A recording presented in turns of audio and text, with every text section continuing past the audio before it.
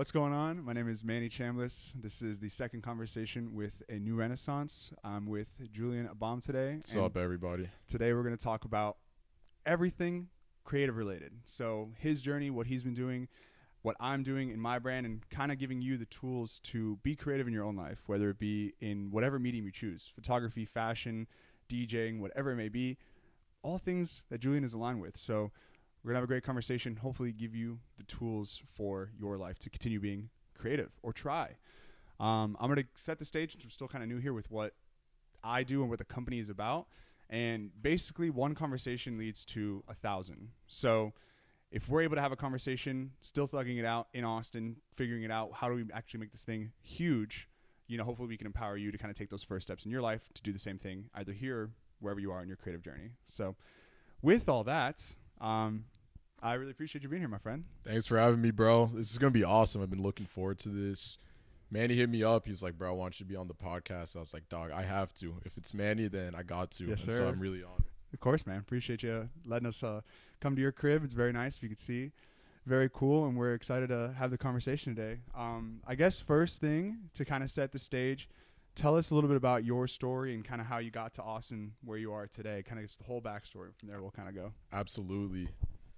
So I'll start from when like the artistic spark really kicked in, and then I'll give you guys a little bit of perspective there. So it's kind of funny. When I was in kindergarten, I started realizing I was artistic because there was one moment where we had some stencils with shapes on them, and we were supposed to just decorate and just like basically just make sketches. And I remember I took one stencil, it was like a triangle, and then I drew this triangle stencil, I rotated it, drew another triangle, and it made a star. And I remember my teacher telling me like, wow, you're very creative. And dude, for some reason that like stuck with me when I was a kid, and I was like, yo, I'm low-key creative. All right, bet. Like, and it's one of those things where it made me realize like the power of how you speak to children, because I was like, that moment really made me realize like I can do anything creative if I want to, because my teacher believed it. And so from there, started really embracing art in like second through like fourth grade. And in between that, I was also really obsessed with music. And so in some point in my life, I was just like, you know what? I want to make music in some way, shape, or form. I didn't know what it was going to be, but I knew that was going to happen. And I always knew I was going to be involved in the arts. Fast forward to high school, kind of backed away from the artistic side of stuff. I started developing like an obsession with Supreme.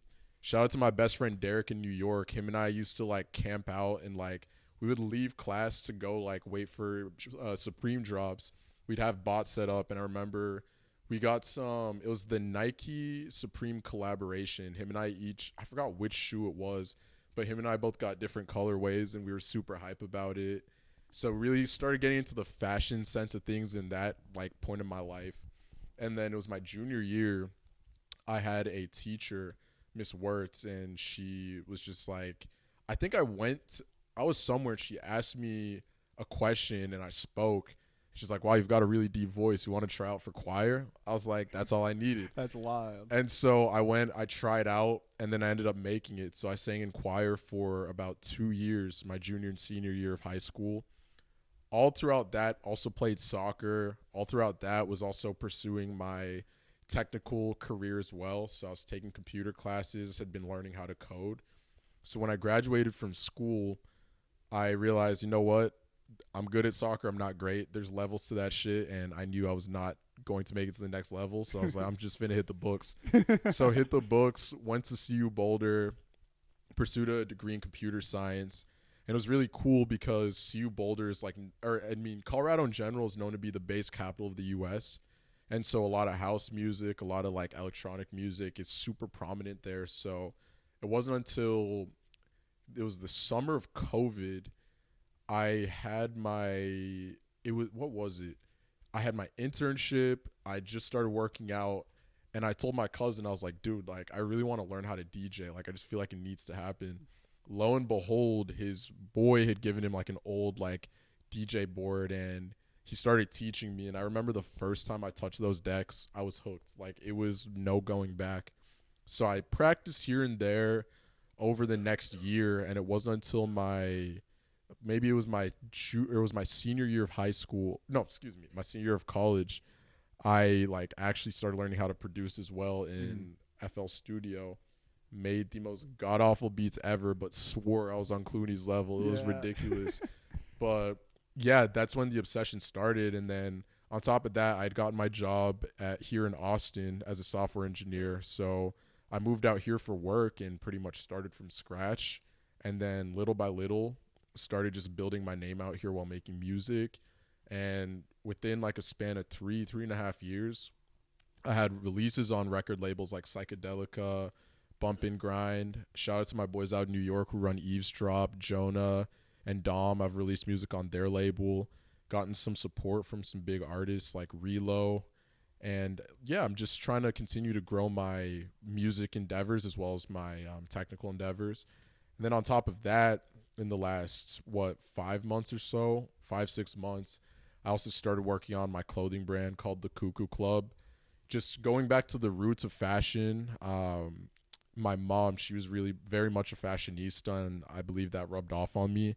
And there's a lot of garments I've always wanted to see out in the world. So I kind of sat down one day. I was like, why not just make them, right? Like, why wish? Why not actually just bring them to fruition? And so, yeah, now with all that being said, I would definitely say that I'm really into the arts, in that I love fashion. I love clothing, or fashion and clothing are the same thing. Yeah. Yeah, I love fashion. I love clothing. I love technology. I love music, DJing, producing. And yeah, now I'm just trying to take it all to the moon. Just been working hard. Meeting people like you has been awesome because there's always that level of inspiration. I'm just trying to grow, honestly, and become as great as possible as I can be. Let's go, man. Hell yeah.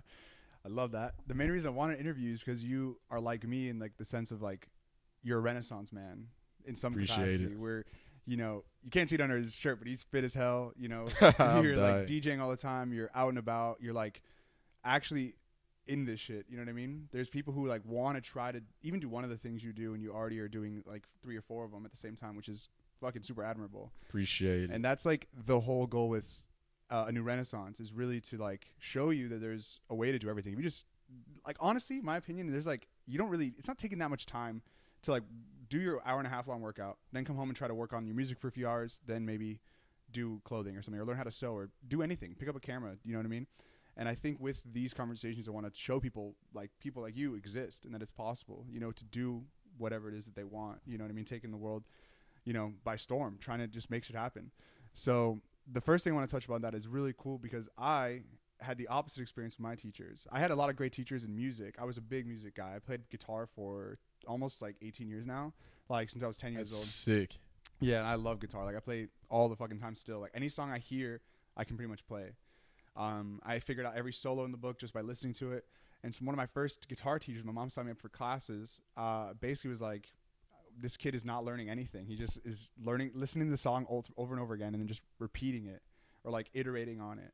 And I remember like I was so bad at the guitar lessons, and he was like basically talking shit to me. Oh, that I was like, what? I'm over this. And then like my mom took me out of the guitar classes. On the way home, I heard Iron Man by Black Sabbath, which I love that song. And I was like, I can learn that fucking song. And I went home, and that night I fucking learned Iron Man by myself on like with my ear. That's so sick. Yeah, and then I just kept doing that over and over and over again. And I taught myself every fucking song in the book just by listening to it. Yeah. And that's literally the point of this, is to show people or give people like that song in the car to keep, trying, like, oh, if they can do it, I can do it. Exactly. So if I listen to this song, I can actually try to replicate it. So for me in my creative journey, I also got into Ableton in like high school times. Yeah. And I'm a little bit older than you. So it was the same. I was like the 2016 rap era. So like I was Ableton to make beats, which I should have used FL, but I was like, fuck it, Ableton. I got a cracked version of it from my buddy Nick. And he like put the USB in my computer, like my shitty MacBook that I had. And I just ran a cracked version of Ableton for like years. And I would end up selling those beats to like some rappers. But I was just like making god awful shit. Like it was just so much bullshit. I was just like trying to work as much as I could on stuff. At the same time, I was doing like engineering in high school. Like I was just so in love with like the game. So like at the same time, I had a clothing brand in high school. I was doing beats.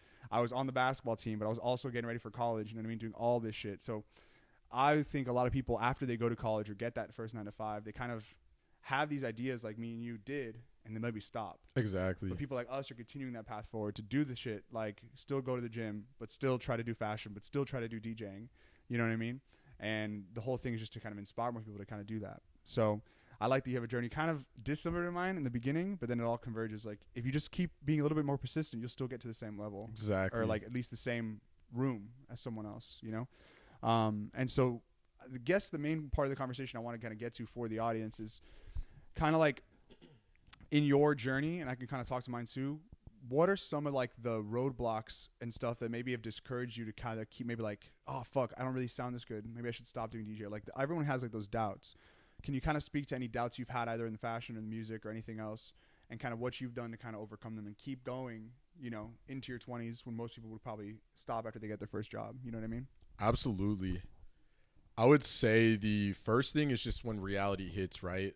Some of those things that kind of hold you back is that, yes, you have this dream, but then you also see I have to balance that with everything else that's going on in my life. So it was cool coming into Austin, having this passion, having this dream, but then also seeing that, oh, wow, I have to balance that with every other aspect of my life. And honestly, I took it as a badge of honor, and I'm also like a huge Cristiano Ronaldo fan, and so I saw this as an opportunity. I didn't really look at it as a setback, but rather this is my chance to really like align my life the way I want it to be, right? I think we go through our whole lives as kids, as middle schoolers, high schoolers, college students. Everything is structured, and you're told where to be, when, how long you're supposed to be there, and then you leave, right? Now I've been blessed, and I know you've been blessed with the opportunity to have a job where, okay, like you go to work, you leave, and then you can do whatever you want. I decided I'm going to make the most of this time. Like there's no reason why we shouldn't. And so I would say the biggest roadblock was just learning how to find that balance, learn how to prioritize, and then figure out how do I keep myself in the game enough so that I can keep going. I think the best athletes, you look at guys like LeBron, you look at guys like Cristiano Ronaldo, not only have those guys been great, but they've been great for a while. So it's just finding what are those systems that I can implement to keep me, I'm not saying I'm great by any means, but I'm saying what can I do to keep me in the game for a long time so that when the right time hits, I'm ready for it, right? And then another thing that I would say is also the development of confidence, and not just confidence, because I think everybody has confidence, but rather it's a confidence that is virtuous. So it's not a confidence where you go up on stage and you're like, I'm better than everybody, screw everybody. It's rather like, hey, I have this skill. I'm passionate about this. I know the amount of work I put in, and I know that if I continue, I'm only going to get better. And I think over time, you meet a lot of people. You meet a lot of very, very talented people, and it can be a little bit intimidating. But those people, like I've met some brilliant people who've poured a lot into me and have seen my vision, have seen my passion, have seen like the budding talent, and having people around like that helped build my confidence. On top of that, me showing up every day built my confidence. If I can believe in myself and believe that I'm going to show up next day, show up the next day, write a plan about it, cross that plan off, plan for the next thing, cross it off, that helped develop my confidence. And then there's moments that you have, like I got really blessed to be able to open up for late replies. That was last year at the Cut in April, I believe, or May. And it was one of those things where I kind of went out to that set and I was like, I'm going to play like Rent's Due tonight. Like I'm going to pay, like this is my last night in Austin, and like I have a statement to make. And my mentality was like, I want the late replies guys. I know how brilliant they are. I want them to hear my set and then want to come up and one up me in that, right? And honestly, that was like one of the most fun sets I've played. And after like, after like running with that mentality, it opened a lot of doors for me. And so I think it was just the understanding how to balance my life and then learning how to develop the right kind of confidence to move me forward. And it was tough. You meet people who don't want to see you win. You meet people who they'll bash you for whatever reason. It's not really worth even trying to understand why. That's just how people are. But being able to stay and just stay put, work hard, put music out, put ideas out, and not just music, I'm talking about even the fashion brand, just being able to stay, be confident, do what you need to do to get better, and then build from that.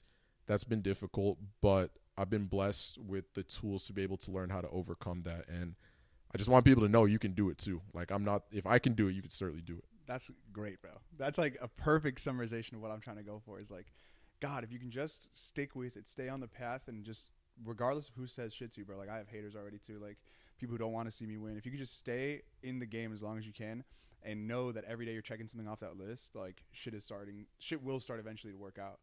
My belief now is that like if you know for a fact like someone more successful than you or someone who you want to be like did X, Y, and Z, not try to be like them and copying what they did, but like, you know, if they woke up at 5 a.m. every day, you know what I mean? Even if you don't know what the fuck you're doing, if you know that this is the path that they're taking, you can kind of try to be in their shoes as much as you can. And just by having that belief that like, I know that Virgil did this, I can be like Virgil in some sense. Or like, Exactly. I know the best DJs are doing this, this, and this every day. I know if I can just be there every single day, my brain will eventually align with that. You know what I mean? Exactly. And so in my opinion, it's now having the confidence part of it comes from like, I know that I'm doing what's required of me at this stage. I think a lot of people get caught up in like the people above them. So for instance, like if I look at when I was in fashion in high school, I had a brand, right? And I've told you earlier, I kind of let it fall by the wayside. I was kind of just like all over the fucking place with it. I didn't know where to go. Yeah. And the whole goal with this is to kind of give people those steps. I didn't have those steps at the time. And so I think people like me get discouraged when you look at the top of the game and you're like, oh my God, these people have like these amazing teams with like 100 people. They do all these crazy things. These guys may have 5 million streams a month. You know what I mean? These guys are amazing. They're like, they have all these crazy plugins that maybe I can't afford, all this shit. And I think if you really try to get those insane goals out of your head and just try to understand that if you're there every single day, you can kind of end up like them. Like John Summit was just doing his fucking due diligence every single day. And that kind of gave him the confidence to keep going. And one thing led to another in John Summit's career to get into where he is. I guarantee you the same thing applies to Disco Lines or whoever the fuck else. Like every kind of step that they took, you can put yourself in that game. And then, you know, the more and more and more you don't quit, the more haters come into your life, the more you kind of let that thing flow through you, the more you'll have the opportunities to open up for you, like opening up, I forgot the name, Late Replies. Open up. I got blessed, got to open up for Late Replies. And then even back in October, also got to open up for Josh Baker out in Houston. And, you know, you have those moments where you're like, whoa, like, why me? But then you look like, and honestly, bro, I'm a Christian man. And I see that I try to put God first in everything I do. And it was a blessing. Like, I really saw it as a blessing in that you sit back, you listen to all these guys, and then all of a sudden, like, you're invited to actually, like, warm up the stage for them. It's like, whoa, like, it's one of those things that encourages you to keep going. Yeah. And I wouldn't trade it for the world, honestly. 100%. Do you think some of the highlights of your journey have been those nights? Have they been, like, the peak of it, or have there been other nights where you're like, wow, you know what I mean? Like, what are some of the highlights been besides that, if any? That's interesting. So, yeah, I would say even more – I would say some of the more highlight nights are the ones where, like, I'm with, like, people who I really care about and we're all there just vibing. There have been times, like, it'll be, like, a really small, intimate DJ set. Like, it could be at someone's house. Mm-hmm. But sometimes, like, you're just locked in. Like, you're just with your homies. Like, and I think just people who love what you do as much as you do with no complaints, bro, like, you can't beat that. It's fun to play. I mean, I've not played, like, the craziest stages by any means, but kind of seeing the way that my sound and my creative vision affects other people, I think that's been the biggest thing, because my goal in life, and I've kind of realized, is try to understand my own purpose as a young man, is that I think I just have a passion for helping people as much as I can. Mm-hmm. And so when I see that, I'll give you from multiple angles, right? So right now, I'll give you first the music perspective. I see music as a beautiful escape. Being able to go to a show, listen to a sick artist who is able to take all of these sounds and make you want to shake your butt. I'm like, bro, that is, like, nuts. Like, it's a crazy thing to think about, but it's so beautiful. It's wild. It's wild, bro. Like, you're telling me I could just, like, knock my knee a little bit like this. Everybody could, like, start grooving a little bit. Like, it's just a wild concept, but it brings people together. And it's beautiful because I've seen in some of those spaces, like, I've met amazing people and opportunities have opened. And sometimes it gives you a different perspective on life, in that it's just like, wow, at the end of the day, humans still have the capacity to come into unity no matter where you're from. Now, from a clothing standpoint, I love clothing because it has utility. And secondly, I love the fact that it can really change the way someone feels about themselves. So even now, like back in high school, back in college, I would have friends and they'd be like, "Hey, bro, where'd you get this? Hey, bro, where'd you get this?" And I started observing that, oh, people kind of like the stuff I wear. I'm not like the biggest, baddest dripper by any means, but people seem to people seem to notice when I put something on. And so the whole inspiration behind my clothing brand, or one of the main motives, is to push three qualities, that being authenticity, second one being excellence, and the third one being confident. And my whole mentality is that if I can create something that makes somebody feel like the greatest version of themselves, and not only make them feel that way, but then act on it, that's what I want to do. Then the job is done, right? That's how you build a fruitful society, in my opinion. Mm-hmm. At least for me, that's how I believe I can contribute to society with my clothing brand. And then from my tech side, see very, very practically that technology has a lot of capability. Mm-hmm. And I just want to be able to use that. That's like the last piece of my puzzle right now, is that, yes, I have all this tech background, but how am I going to use it to better the world? I've certainly leveraged it to help me improve in my music, to help me improve with how I idealize or ideate for my fashion brand. Mm-hmm. But I want to definitely figure out how can I use my tech skills to help people. And that's like a journey I'm on every day, honestly. Yeah, 100%. I think my biggest takeaway from that is, again, people have all these grandiose goals, or like they think that their goal may be like to open up for like an insane artist or get on a crazy stage, and that can be the end goal. But the fact is that like if you really get into it, if you just are with some of your friends, you can still get in that locked in state where you're like the flow state, you know what I mean? Where you're just like going and nothing's even coming to your head. It's just like, I'm in it, you know what I mean? Exactly. And some of those nights have been the most fruitful for you, right? Or like some of the most memorable. And I think if you even just start anything at all, if you can just get, not even just like in a room with your friends doing something cool, but like you can take even those small wins, like having an insane set, you played your heart out, even if you're like 8 of your friends, you know what I mean? Or 20 of your friends at a fucking house party. Exactly. You know what I mean? And you can look at that and be like, wow, I actually did something. You know what I mean? Like those little things really start stacking up and then allow you to kind of not only see the goal down the line, but really let you like, okay, fuck, if I can just repeat that, or I can keep like, okay, I prepped for a month for this small show for 20 people, right? Fuck, if I can do that multiple times, then I can actually get to that stage. Exactly, versus bro. it kind of just being you today, the stage up there, and there's all this gray area of like, do I need a banger hit? Do I need to produce? Do I need to work on DJing more? Do I need to work on my live sets? Do you know what I mean? Do I need to work on like Ableton? Like your boy right there is working on Ableton. Exactly. Like bro's right here cooking like, as we speak. Literally, like one of his boys is over here making beats on Ableton right now. Like, you know what I mean? Like, is it that's going to take you to the next level? Is it the DJing? And I think the more you can get those small wins or those really important nights where you're like, fuck, I know I can do this. You know what I mean? Those reassuring nights where you're like, okay, fuck, I know I can make 20 people in a room feel this way.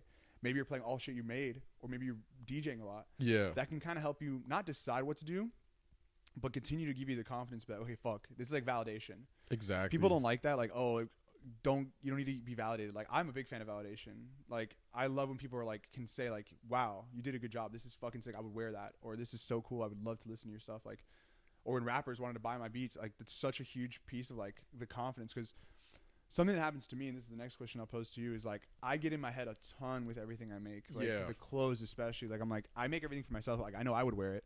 And I always think about the end user. I'm always scared, like, fuck, is the sewing good enough? Is it going to break? Like, when I did runways, I literally was, like, peeking my head off the side, like, please, God, don't let anything break. And there was no reason for me even to think that. But, like, I didn't have the validation or, like, the tried and true tested stuff out, you know? But I was trying my goddamn best. So I was working every single day to, like, get to a runway. You know what I mean? And then from there, I was like, okay, what are these other wins I can stack up? Like, in high school, I had my first... Like I threw a house party when my parents were out of town, and I had and I had a clothing brand, and I like printed them. Like the guy who printed them was like a 50-year-old man, delivered them to my house. Yeah. Like this box of like these Gildan shirts that had my logo in the back and the front and the back, and I just threw them at this house party. I was just like throwing them into the crowd of like 20 people. Like it was not even a huge party. I was like, all I want to do is do that at scale now. You know what I mean? Like that was a validating night. You know what I mean? Going to dinner with a rapper and selling him beats, that was a validating night. And I think you may have all those grandiose goals all the way up here, but the goal of this conversation and many others is to try to give you those things. And I think step one, of course, is going to be doing the things every day, right? What are the people you do look up to? What are they doing every day? You know what I mean? And from there, kind of just trying to see if you can continue that path every single day. And if you do love it, if you really do love it, that's going to be your test, is like, can you stick to it every day? You know what I mean? Can you be doing everything every day to get those little wins and then eventually get those bigger wins, maybe opening up for late replies or anyone else or whoever you may end up meeting on the way, you know? It's interesting too. Sorry to interrupt. No, you're good. I even just remembered a funny story. So, dude, about it was maybe a year ago, almost a year ago. I had some really close female friends from CU Boulder. They were all in town, and some of my boys too. So, we all got together one morning, and they all like came here. We were just chilling here and like catching up, and we pretty much chilled here like the whole day. And then I remember I get a text from the cut from Miggs, and he was just like, "Hey, bro, we had to cancel, or like one of the artists we were supposed to have, like they ended up having to bail. Like, do you want to fill the set?" I was like, "Are you kidding?"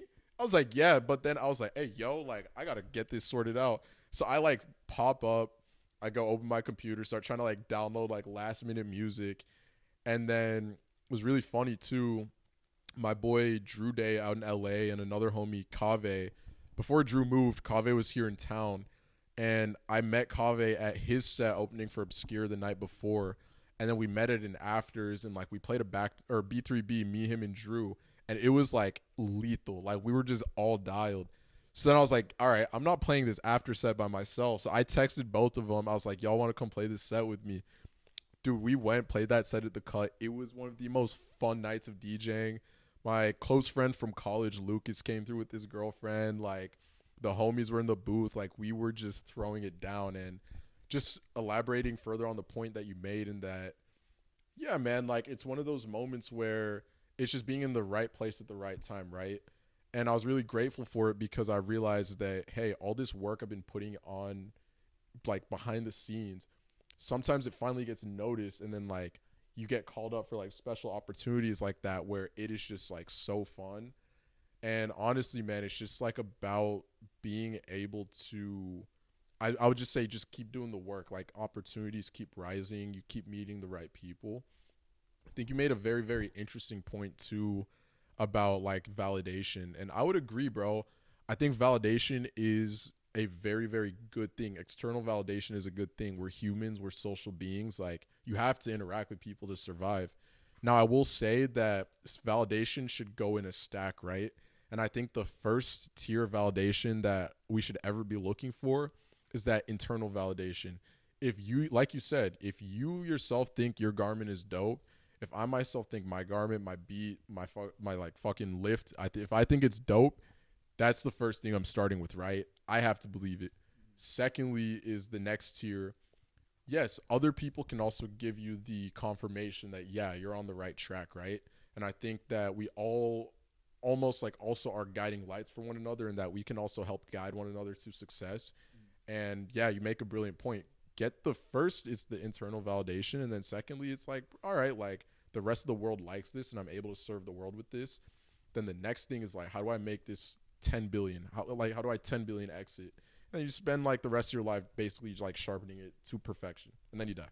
Yeah, like 100%. Like, I this is a big thing I see in fashion. I was telling you about the I won't even give them a platform, but like I was talking about like this event I went to earlier. Yeah. And I think a big thing for designers is like they get that internal validation, and then people may think that that's it. You know what I mean? Like, I think this is truly like the main reason I do this fucking thing is because so many people are so like not obsessed with the internal validation, but they get it. They know that they're good, right? They may become a gearhead, like loving all the gear of all the things, like how the plugins, you know what I mean? They may be an amazing producer, but unfortunately, in order to grow, you rarely, if ever, can put out something under like a ghost name, or like you can never grow unless you actually start putting shit out into the world for that next tier of validation, which is like people. You know what I mean?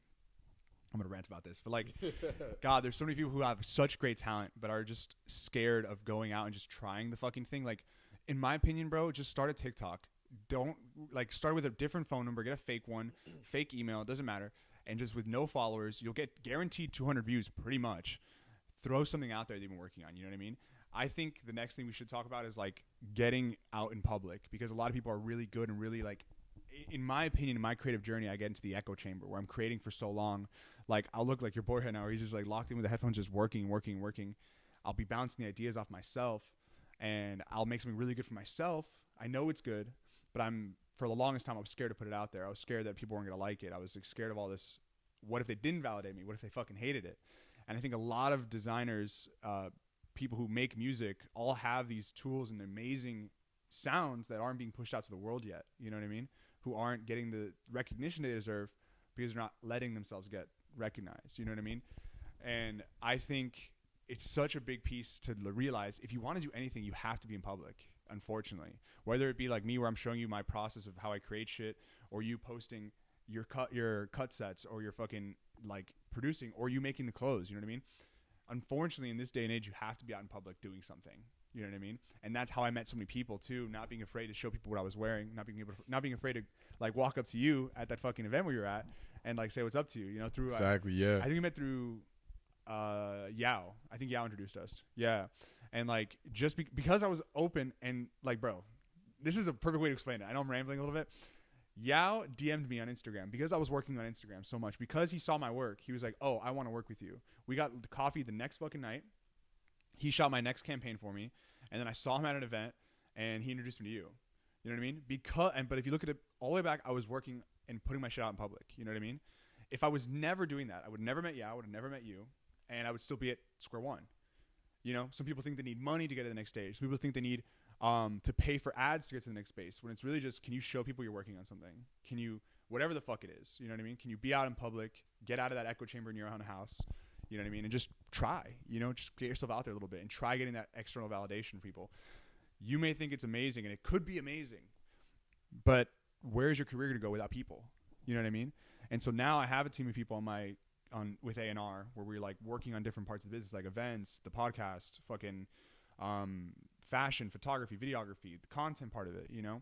And that's what's really helped me, is getting out of that echo chamber. You know, I know that something's good. Let's workshop it with my team. Once we all come to a conclusion, then we show it to the world. You know what I mean? And that step I want to hear from you is the next question I'll ask, is like, how were you able to go out in public and make these connections? You know what I mean? Are you very like a great communicator, which you are, but I you know, appreciate that. Is it like, for the audience who may be like really good at something but don't want to show it with the world, can you give them kind of like some words of wisdom on how to get out there and start meeting people? Let's start with music first, because you're pretty talented at that. So like, how did you start meeting people and getting in that mode of like, I'm going to go out and show people my fucking work? You know what I mean? Yeah, honestly, and I'm just going to be frank, like it was pure grit. And it was one of those things where I had no business joining the music industry. I just graduated from college, and I had a job. Like I had my 5 to 9, like everything was honky dory. And I was like, you know what? That's not enough. I want to start making beats too. I want to start DJing too. And so I moved to Austin, and I didn't know anybody. And I was like, you know what? I'm just going to start going to these clubs by myself and just like introduce myself. Bro, what I would do is I would pull up to the club. I would like scout their Instagram, try to like even like understand like, all right, who are the main people involved in this operation, observe, and then go see if I can find them in public. And then once I see them, just walk up to them and introduce myself, right? I think I've been blessed with like decent social skills. So I was like, all right, I'm just going to go walk up to them and see what's good. And I got really, really blessed. There was one night, I remember the night that I met the owners of The Cut, Bruce and Miggs. I just randomly pulled up to one of their events, walked up to them, introduced myself, got them on Instagram. And then over time, we started chopping it up, and then they started putting me on and like giving me some opportunities.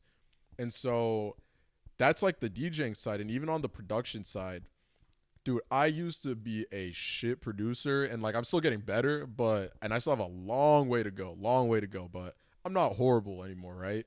And I remember, bro, I spent long nights making beats. There were times I'd be up from like 11 p.m. to like 7 a.m. making beats just because I wanted to get good at it. And honestly, I like would put it on Instagram. I'll put it on, I would just throw them on Instagram and SoundCloud. I remember I got roasted one time. I thought I made a banger. I go on SoundCloud. Someone left a comment flaming me because like the low end was so bad. Like they were like, bro, where's your low end? And I was like, oh shit. Like that's crazy. But it was just honestly I don't know. It was just this like this burning desire to like want to get good at it. Like it was just like, no matter what happens, I'm gonna put my best foot forward, and I'm gonna keep trying. And lo and behold, I met my big bro, like a brother from another mother. Shout out Calvin Mark, that's my dog. He started teaching me like the nuances of production, and then after that, like I just kept continuing to learn and learn and learn, and then ultimately I got good enough to start having releases out on labels. Another two guys I got to shout out, my boy Matt Wex and my boy Spencer Arnold. Check them out. They make great music. Those guys, like, I remember they had no business fucking with me at that point, but they just saw my drive. They saw how badly I wanted to learn. They would always invite me into the studio, and I would always go in there and cook with them. And I was just like, wow, like, just that kindness was so inspiring to me. And I was like, if these guys think I can do it, then part of me making this shit happen is to, like, prove them right. And so I would say it was just doing my best to be kind and being a good person and having the right heart at my pursuing it relentlessly, and then also just like getting over myself, bro. And it's just like a step-by-step process of getting over myself. Some people don't really give a fuck. Like, some people don't really care that much if you release music. Some people do. Some people will actually show they care, but will just watch you from the sidelines. It doesn't matter. If you make someone shake your butt with your beat, that's all that matters, right? You can touch one person's heart and then just go for 2, then go for 3, then go for 4. But it really took me just like being like, you know what, I don't care anymore, and just going forward and seeing what would happen. Yeah. I think a big takeaway from the whole thing is that, like, the way you kind of worded it, you're like, I had a want to do this so bad. I would disagree with you. I think your mindset is like, you need to do this. Yeah. You know what I mean? Maybe, yeah, I guess. You know what I mean? Like, for me now, it's like, I have to change everything I think of. Like, oh, I don't want to be a fashion designer. I need to be a fashion designer. Do you know what I mean? Yeah. And I think that's an easy way to kind of figure out what you actually like. Because a lot of people may have like 7 or 8 interests, you know what I mean? Whether it be fashion, photography, videography, beats, EDM, rapping, whatever the fuck it may be. But what do you need to see of your life? You know what I mean? And I think a lot of people don't have that. Oh, I need to be out in public right now. I need to be like working, and I need to be in the lab cooking forever. But I think if you really want to grow, you have to understand what is the path from that need. Like, oh, I need to be on this. I need to be on that stage. You know what I mean? So every time I would go to like rap shows, I'd be like, I want to be on that fucking stage. Or I go to a metal show, but I want to be that guitarist. And if you really need to, you know, you'll actually try to find a way to get over there. And that's a huge, we're going to have to clip that, because that's a crazy, perfect way to look at it. Like, you literally research the people, which is so admirable. Like, I researched the people that are running this fucking thing. Now I'm going to go try to get with them. And I'm going to just speak my piece, you know, try as much as I can to just get in the right rooms with these people. Exactly. And it is kind of a big barrier to get over, like, that if you maybe have social anxiety, you know what I mean? Like, a lot of people do, and especially in today's day and age where everything's online, and they don't want to get flamed like you did on SoundCloud. You know what I mean? Like, that shit sucks. And dude, you're going to get flamed. Bro, I got flamed on TikTok. I remember I posted myself playing a sick drop at like Luna. I had like a sick drop. Someone was like, oh, so they're just letting anyone DJ now. I was like, yo. I was like, oh, that's crazy. But then I was like, oh, I got to go tell my mom. I got my first hater. Let's go. No, literally, bro. Like, oh, it's actually, I'm not going to lie. I did the same shit with my first hater. I was like, bro, this is fire. Like, it's low-key, like, almost as inspiring as, like, your first fan. You know what I mean? Like, my first order from someone I don't know on my website, like, that's as inspiring to me. Like, oh, my God, someone's paying attention, enough attention to me that they're like, they hate me. Yeah, like, it's crazy. It's crazy. It's really fucking wicked, bro. So I think it's really cool to be like, all right, I need to do this. So, like, in my opinion, that's how I've gotten over every hump, is like, I know I need to go to this event and meet these people. Mindset. I know I need to. Like, there's no way I leave this event without it. Like, the first way I got, like, put onto anything was I got invited to this Hamura event, which is Darren's brand. And this, like, whole event was thrown, and me and Yao went. And me and Yao, I was like, bro, we're to go there. We don't know anyone in fashion. We don't know anyone in videography. We're just here in Austin thugging it out. Let's go. We're to split up and just network till we drop. We're just going to go and meet as many fucking people as we can. Because if they're in that room, chances are they have something to do with something we're related to.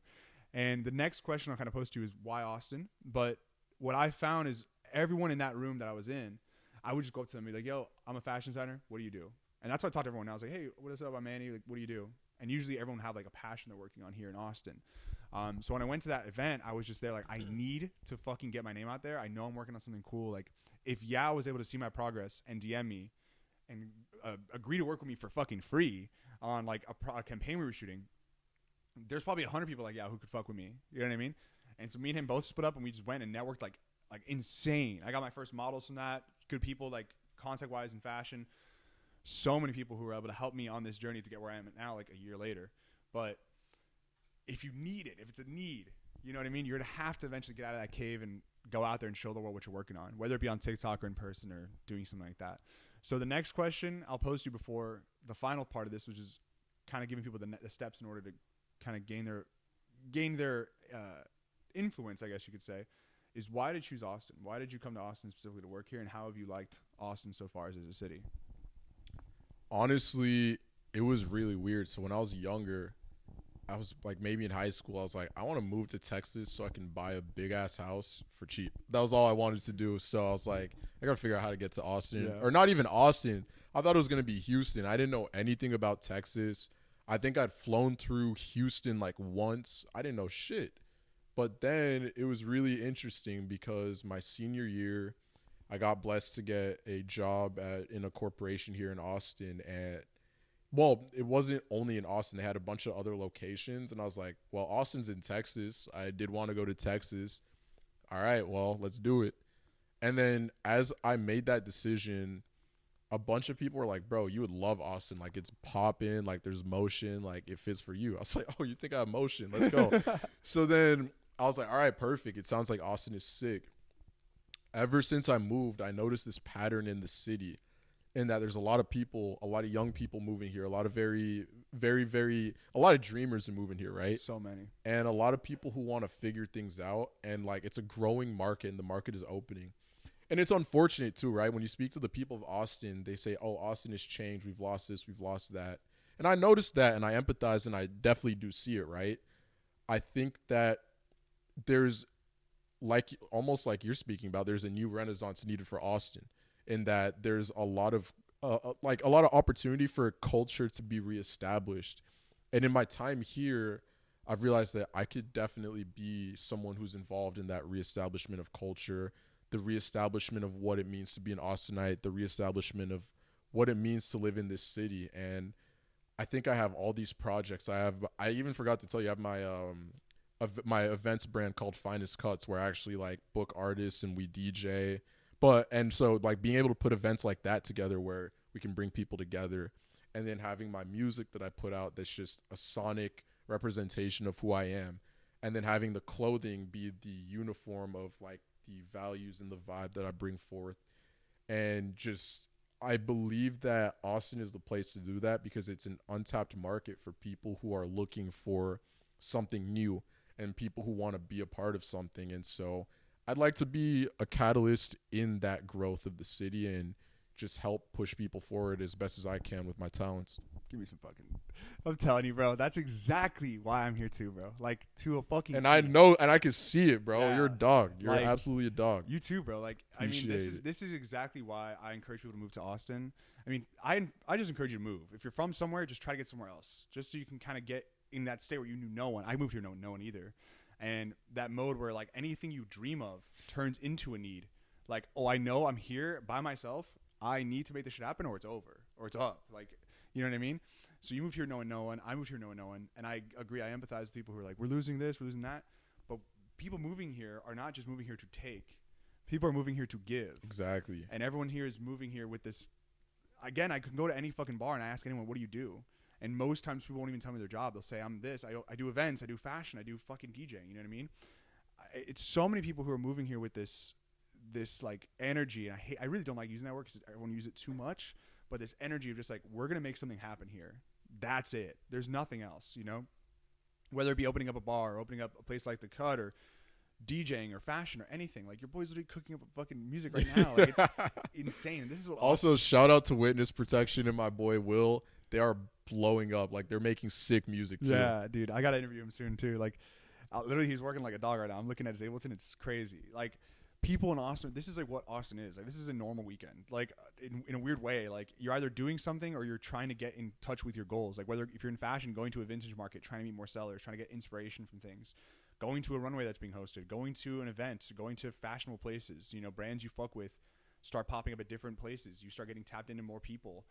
People's outfits you like, you just go up to them and start talking to them. And it's just like a community of people who are willing to work for free. Like, nothing here, in my opinion, I don't know if you have something different about this, in the DJ world, but at least in fashion for me, everyone here has been so open to just putting me on to people. Like, oh, fuck, you make clothes? You should actually go with this guy. He sews. Or this guy actually is a good videographer. He wants to work in clothes. Like, I know my buddy. I'll put you with my boy. Like, yeah, I'll literally introduce me to you. He's like, yo, bro, he's exactly like you. He has the same kind of fucking brain as you. Or like, he wants to do, like, exactly how you develop the Julian brand of like, this is the clothes I wear, this is the music I make, this is the fucking events I host. That's the same way with New Renaissance. It's like, this is what we listen to, this is what we wear, this is what we're doing in Austin. You know what I mean? Exactly. And so many people are like us in Austin. So if you're watching this, I implore you, give us a shot, because Austin's fucking crazy. Like, I've met so many people who are just down for the cause. I made the TikTok I was telling you where I got 1,200 fucking DMs to model for me. Like, that's fucking unheard of. Like, that's incomprehensible in my opinion. I have no following. I have nothing. I have a little bit of motion now, but I have like no clout. You got motion, baby. You got motion. something. Come on. But you know what I mean? Like, it's not about being famous or being super rich or about being, you know, like clouded. It's like, it's just about being. It's about being here. Are you here? Are you at these parties? Are you at these events? Are you showing face? Are you, if your boy's throwing a DJ set with 30 people at his house, are you there? You know what I mean? Are you there with your USB drive? Are you there to kind of like, when they're calling you up to the big leagues, are you there? And I think if you're trapped at home or if you're fucking in New York or LA where all these people are competing with each other so hard and so fiercely to get to that spot where money becomes an option, where it's like, hey, can you pay me to be on this set? Or can you know what I mean? Can I make more money with you? Those spaces in me are very like, what's the word I'm looking for? Very like,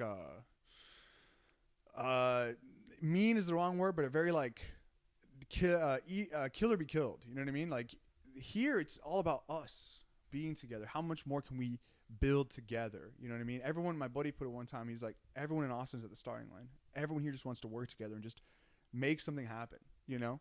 Same way you're doing it, you know what I mean? I bet you met so many people who are just willing to help out. I met you're just willing to do this podcast, you know what I mean?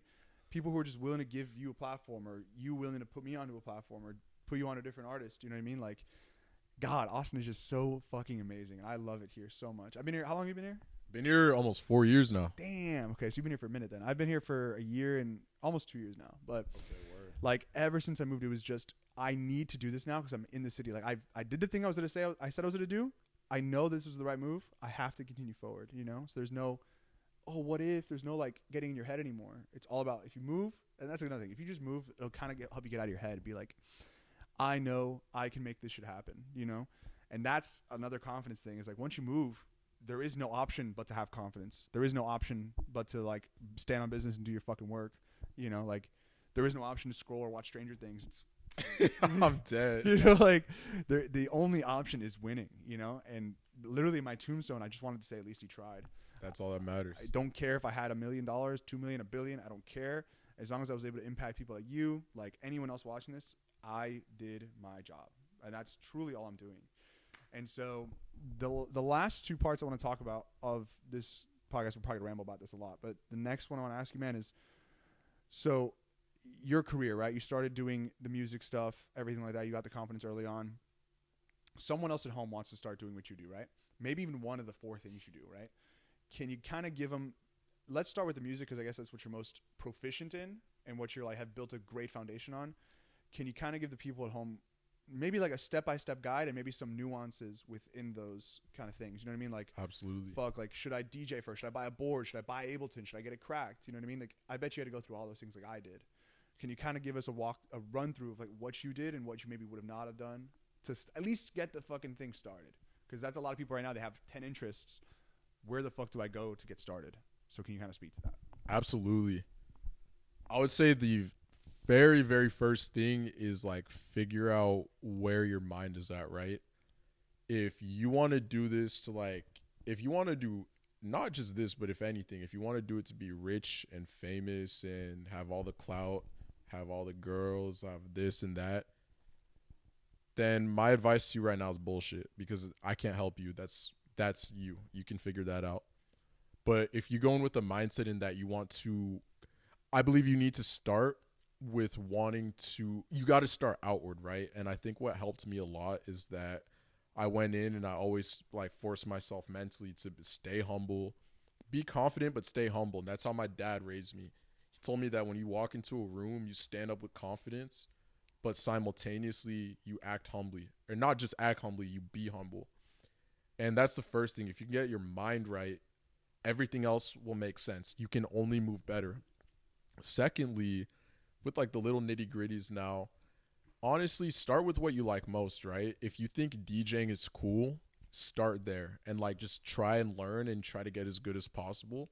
And then after that, just like take gigs here and there, man. Like I had times where, dude, I remember I played a gig when I first moved here for like a girls soccer team. Like it was like I think it was like their whole league. We met at some gym and I was like playing EDM in there, bro. It was ridiculous, but it was just one of those things where I was like, you know what? I'm just trying to get warm. Any opportunity I can get, I'm going to take it. Played a couple of weddings. And not going to lie, I realized very quickly, nah, we're not doing that.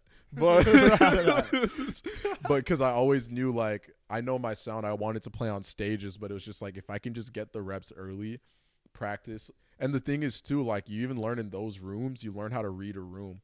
And so those opportunities, like, helped me learn how to read a room, and it was just a confirmation that, hey, the path is set. You're just going to have to go through these steps. Thirdly, just get good at socializing, meet people. I'm not bashing social anxiety by any means. I'm not saying that's a bad thing. I get anxious myself. I get nervous before sets too. But if you want to be on stage in front of a bunch of people, you got to figure that out. Like, yeah, like you have to figure that out. But I would say the way you do figure that out is just be uncomfortable. Put yourself in that position that's going to force you to grow. I had to do that. I remember there were times where I would have sets and I would get super, super nervous. But it's like, yes, everybody gets nervous. Even your GOATs, LeBron, Cristiano, everybody gets nervous. But it's about showing up and still doing the thing that made you scared. And just being proud of yourself for that. And you can only grow from that position. And then from there, I mean, again, practically, if you want to start with like Ableton, right, or FL Studio, I would just say pick the DAW that you feel most comfortable with. I started with FL Studio, but then I switched over to Ableton because I saw that there were features in it that worked really well for my workflow and how I wanted to make beats. And so I started on FL for about, I think I was on FL for 8 months. And then I've been on Ableton for maybe like 3 or 4 years now. And that's just kind of how it went for me, is that I just figured out what worked best for the way I like to make music. And same thing with your sound. Find music that you like and then try to like be engaged with the community. I can tell you when I first started making music, my sound and like the way I DJ has changed a lot. But simultaneously, like now I can go back and see like songs from the past that I still really like right now and that I'll still even play in the club. And that's just being true to like my taste. Not trying to be somebody, but rather learning who is Julian Abam, what's his sound, and how can I do that to the best of my ability.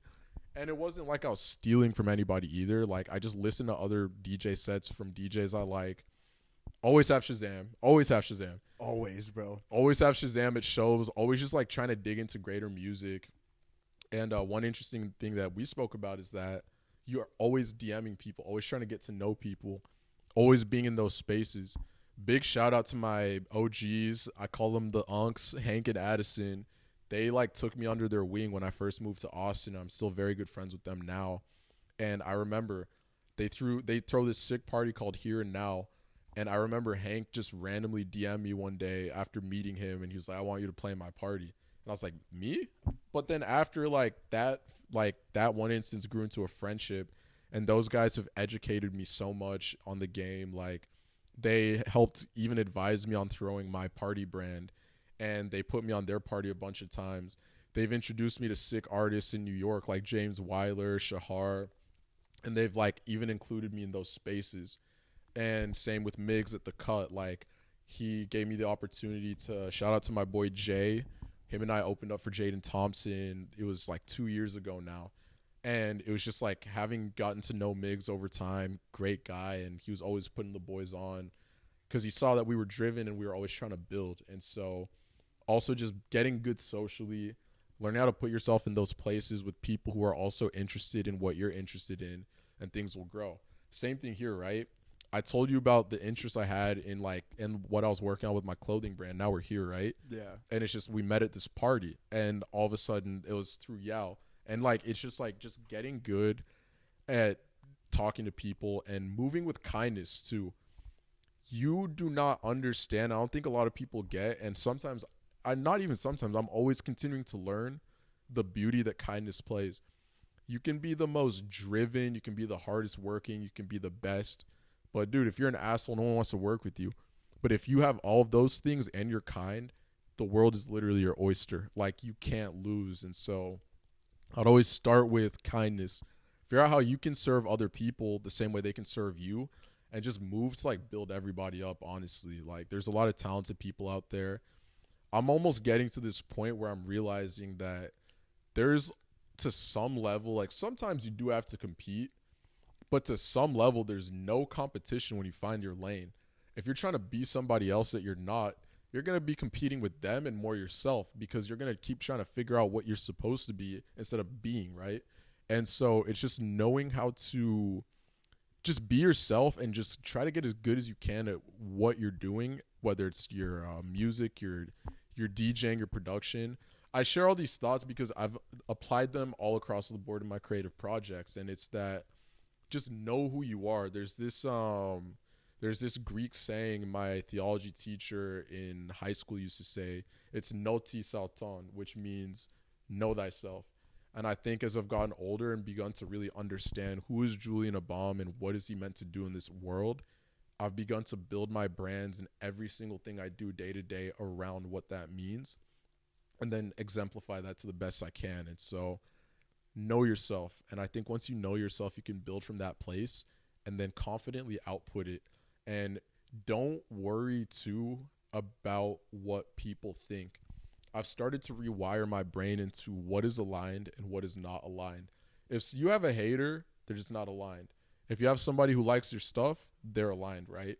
And if you can just give yourself that mental model and that this is aligned. If you post a clip of your track that you're working on, someone responds to it, that's your target customer. Learn how to like serve them to the best of your ability. They're aligned, right? And as you grow, I think you'll learn how to share that with people, and you'll attract the tribe that's meant for you. But you can't do that without knowing yourself. And I think learning about yourself and knowing thyself is a lifelong journey. And I think the best of the best are able to do that to the highest level. A masterclass by Julian Abam about how to take your creative journey to the next level. That's fire, I bro. appreciate No, it. it's really like, God, you could literally clip that and use that as like a thesis for someone. Like, that is like exactly right. I think to kind of sum that up and concrete it out for someone, because that's really amazing. I appreciate you sharing all that. Of course. Take the time to learn the craft, fuck up as much as you can, then try to open yourself up in kindness to get any opportunity, whether it be with that soccer club or at weddings. And as you kind of try to move, just try to move, you'll figure out what is aligned with you and what isn't aligned with you. You know what I mean? And that's the internal kind of validation we were talking about earlier, where it's like, okay, look, I know I don't like doing weddings. I don't really want to do this. I want to grow. I want to be on that stage. You kind of take those opportunities, figure out how to read the room, how to get better, how to actually mix a little bit better. So as you're working on the internal, taking a few things externally, trying to see how it resonates with an audience, and then from there try to keep doing that internal shit, getting better at the DJ and getting better at the beats, taking those opportunities, taking those steps, moving with kindness, accepting what people are offering you, being able to outreach a little bit more, trying to get your name out there, versus just taking in, giving out, and then kind of just trying to get aligned yourself into what you're trying to do. And on that journey, you're going to have people who are misaligned with you, who don't like you, who fucking hate you, or people who are. And that's, again, like your target audience, to kind of like concrete it out. Because I think there's two modes of thinking. There's like the philosophical way you can think about life, right? And all that's all pretty, but how does that actually look concrete-wise? You do a great way of putting them all both together, But I think I agree with everything you said. It's just, can you open yourself up more? Can you get as aligned as you can with what you're like, one thing I ask myself a lot is, what did God put me on this earth to do? You know, I always ask myself that. And is it to be a billionaire? Is it to be a fucking, an internet mogul? Like, I don't know, but I know that my thing is to help. As plain as that is, and as ambiguous as it is like, I want to help you get more followers. I want to help me get more followers. I want to help people watching this get the confidence in themselves to start, to be good, to be bad, to try. You know what I mean? You may like 10, 12 different fucking things. Can you try? Can you take a little bit of action? You know what I mean? That's why I want to kind of keep talking about that. You managed to make a great, I guess, you've managed to make a great foundation to music, right? Most people in your shoes who've seen a little bit of success would probably continue on just music, right? What kind of inspired you? Obviously, like, not even inspired you. What makes you want to kind of do more things and do more with what you have? Like the events and the fashion. That's kind of what I'm at. I know what my answer is, but what kind of made you want to let's kind of fucking go crazy? Let's start doing multiple things at once, because that's a hard thing to juggle. Some people think they're going to get spread too thin. I don't think so. But what's your take on that, and why did you decide to start doing that on top of all these things you're already doing, like taking those first gigs, getting better, meeting all these people at the clubs, getting in the right rooms, and now you're taking on more projects? Most people would just lean into one, right? You've already seen success at it. Why try something else you could be bad at? Can you kind of talk to that and what you've been kind of experiencing there? Of course. The biggest realization is that I've noticed a lot of these things overlap. And if I am so dialed and so surgical and precise about how I pursue them, I'm not going to be doing way too much work, right? And so the first thing is that with the music, like, I know I'm always going to be producing tracks. And I know that as long as I'm producing tracks, as time goes by, opportunities to play those tracks out, get booked to DJ, that's always going to be around. Then I started noticing when I go to my sets, they're like, damn, you got that shit on. So I'm like, oh, wait, people like what I wear? And, like, people keep asking me where I got stuff. And I kind of, like, it really struck for me. I remember when I, like, wore my Kangol out, and my homegirl, shout out DJ Gabby, love you to death. Her homegirl saw my Kangol and bought one, like the day after, because she liked it so much. And I was like, wow, like, if that has that level of, if I'm able to compel somebody that much with my sense of style, then let me go down that path. Let me continue to see what that means. And so that's when the fashion thing came into play. And then too, with the events brand, I honestly, like, I started off and I got inspiration from one of the top DJs in the world. Shout out Michael Beebe. I remember seeing a podcast a couple of years ago, and he was just like, you know what? I wasn't getting booked, so I threw my own party. And that was my mentality. I was like, I'm not about, respectfully, sometimes I know I'm good enough to be able to play consistently. And if people don't want to give me an opportunity, I'll create it for myself and I'll create it for other people. That's why I started Finest Cuts. I knew the sound I wanted to play. I had a bunch of people always asking me, when are you playing next? I knew the kind of experience I wanted to create it. So I was like, all right, I'm finna create that. I'm going to bring along the people that I want to. And shout out Hank and Addison. They helped me ideate. Then shout out to my boy JP3. Sick. One of the best DJs I've ever met. He is nasty on the decks. He saw the party and he was like, I want to be a part of that. So now he's helping me co-run that. And then shout out my girl Vic. She's helping. Shout out my boy Ben. She's also helping out. Shout out my boy Phil. He's also helping with that project, right? And it was just a matter of understanding that that's what I want to see in the world. And I started realizing, well, yeah, I can throw events, understand that industry, also put myself on, like play my sets, play my music out, create content around that. Now I get to like open the Austin market up for other people. And so I brought my boy Corbin out. Shout out DJ Owie in Colorado throwing space jams. Was able to bring him out. Then when Will moved here, put him on. And it's just, and then shout out my Co-Factor homies in Denver too. Being able to put everybody on, and now they bring me out to Denver. I go play over there as well. We all help each other out. And I just saw that all of my worlds overlap. All of my worlds have connections to them. And what's even more brilliant is like the tech side has started to peek in. I use ChatGPT to help me with branding stuff. I help ChatGPT to help me handle the user research and understand what do people want and how do I frame my communication with them to best understand their needs. And so once I started noticing this overlapping of things I cared about, it became one of those things where it's like, I need to do this. It's not even like I want to. It's like, I need to take all of these things that I believe God has gifted me with and God has given me like this vision and passion for, and I need to make the most of it. Like, I have to. Like, it's like, how can you be given something and then like not make the most of it with all the energy? And like, it just didn't make sense. I was like, I have to. Like, I legitimately have to. I love that. Like, exactly right, bro. So you have to. Like, there's, oh, it's so powerful, bro. When you just like that, I want to be this, I want to be that, I want to be a millionaire, I want to be like, all those goals kind of go out the fucking window when you really just are like, what am I here for? You know what I mean? Again, trying to figure out yourself, and that's again like a lifelong journey. Oh yeah. It's crazy when you really look at it. You're like, I have all these goals, I have so many, and that's what I get this analysis paralysis with. It's like, I have 100 goals. I want to open up a store. I want to do fashion week. I want to do an event, just period. I want to make a sick collection. I want to do shit manufactured in Italy and Portugal. I want to make shoes. I want to DJ. I want to DJ. Literally, I want to start doing it soon. Let's run it up. Yeah, bro. I want to start doing that shit. Like, I like dream about throwing a set, like a perfect set that I know what I want to sound like. I know what I want it to look like. I know what the events want to look like. And I think it's really important when you, because again, there's two ways of thinking. The conceptual way is like, oh, I want everything to look this way. I want my fashion show to look this. I want all this. And when it becomes a need, I need to do it, you'll find a way to bring those dreams into fruition. So whether it be the clothes, like I want people to like come to my shows wearing something. I want them to look a certain way. I want them to, go to a party with an open mind. I want the room to not be filled with just people. I want it to be filled with collaborators. I want, like how you shouted out like everyone in the book. I want that for my life too, where it's like I want so many people who are involved that we can fill up a room with just people who are collaborators. So that way every person who talks to each other can have something going on. And you DJ, you should go to this party that this person's throwing next week. You host events, you know what I mean? I could do this. And that's what I found in Austin is so like powerful, is like the ability to get all the people, like you mentioned, in rooms together, or just to like have them bring you into rooms like in Denver, is like so present here. People just want to be together and do shit together. And the next question I guess I'll ask you is, and I know your answer probably, like how important are people in a creative journey? Because a lot of people, in my opinion, will get stuck in their, again, the echo chamber of like working so hard. I don't know how to put shit out. I don't know how content goes. How important is people in that journey to get outside? You know what I mean? Like, or in your creative journey as a whole. Kind of talk to me about like people. Like, what has that been for you? You know?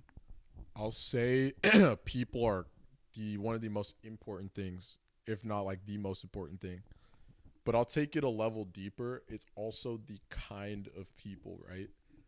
I've learned that alignment is so important. If there's one thing that I could tell somebody right now that I've learned that is going to stick with me for the rest of my life, is that being aligned, finding people that when you have the vision, they see it, right? If they don't see the vision, they can't be a part of that. They just can't. It's going to drag you back. It's going to do things that it's not supposed to. Have the people. And sometimes the beauty in it is that some people may not understand fully, and they can still help you. And they can still help you a little bit. But I will say the people are so important, and be aligned. If you have this goal to do this thing and this thing and this thing,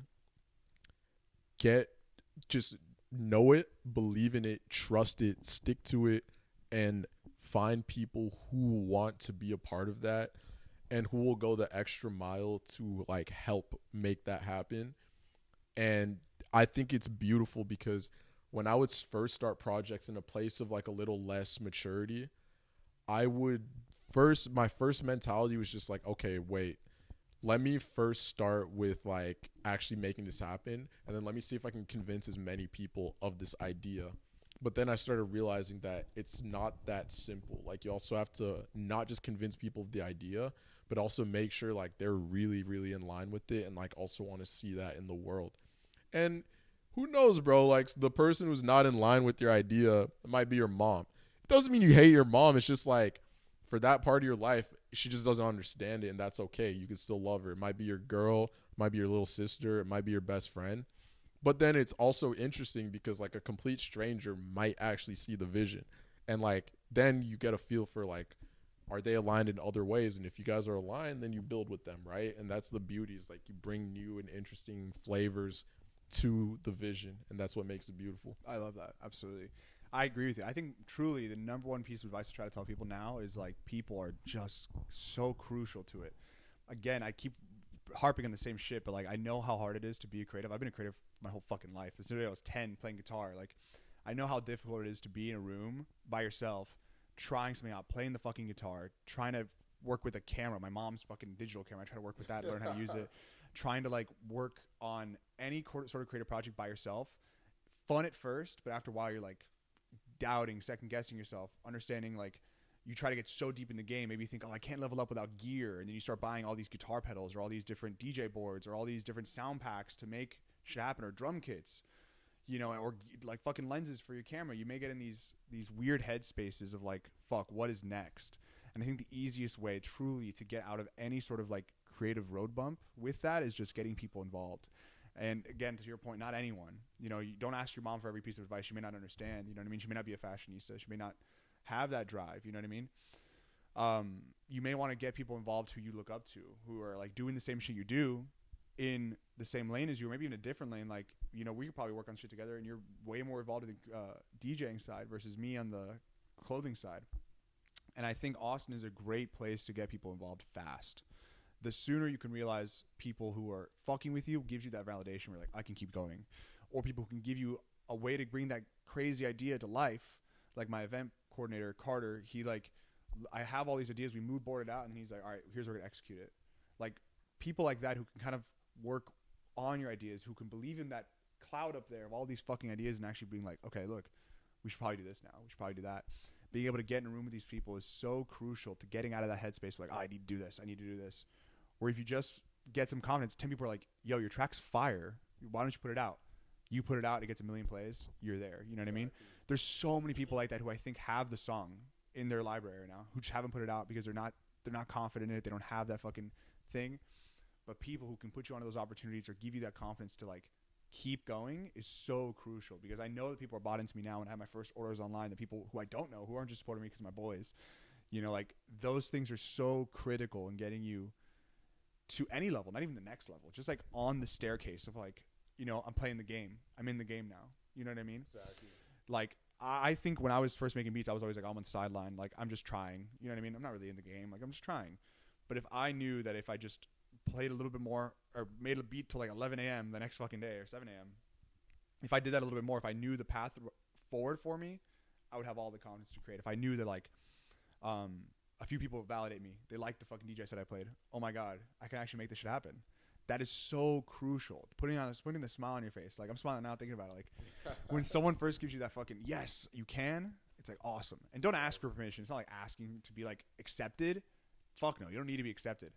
But having a little bit of people around you who at least can understand where you're coming from and where you want to go and kind of help you, like they'll be the train tracks and you're the train, you know what I mean? Like, where is that destination? You define it with people, you know? Who knows? Who knows? I always thought I'd be a fucking fashion designer. Maybe I never get to Paris. Maybe I never get to New York and do Fashion Week. You know what I mean? But if I open up a few stores here and I do the same shit, my goal is already met. You know what I mean? God put me on this earth again to say, help people. You know what I mean? Help as many people as you can, and people will help back. And yeah, I guess the last thing I want to kind of wrap up everything here with is, you know, you do so much. You're doing a lot of crazy cool shit, man. You're working with so many people all over the city, right? I think everyone should fucking move here. What's your next move as far as like your creative journey? What can people expect from you next, and where you kind of align on that journey? Like, where are you going next? So the next thing, well, thank you for that. And the next thing is that with Finest Cuts, we're just going to throw better and bigger parties. That's definitely happening. For the clothing brand, first collection is coming out here soon. Won't reveal when, but we've got some stuff working in the back. And then for my music, I'm just going to keep putting out music, so y'all stay tuned for that. DJ sets, same thing. We've got some fun sets aligned for the year. And yeah, man, just trying to honestly take things to the top and honestly like the best I can, right?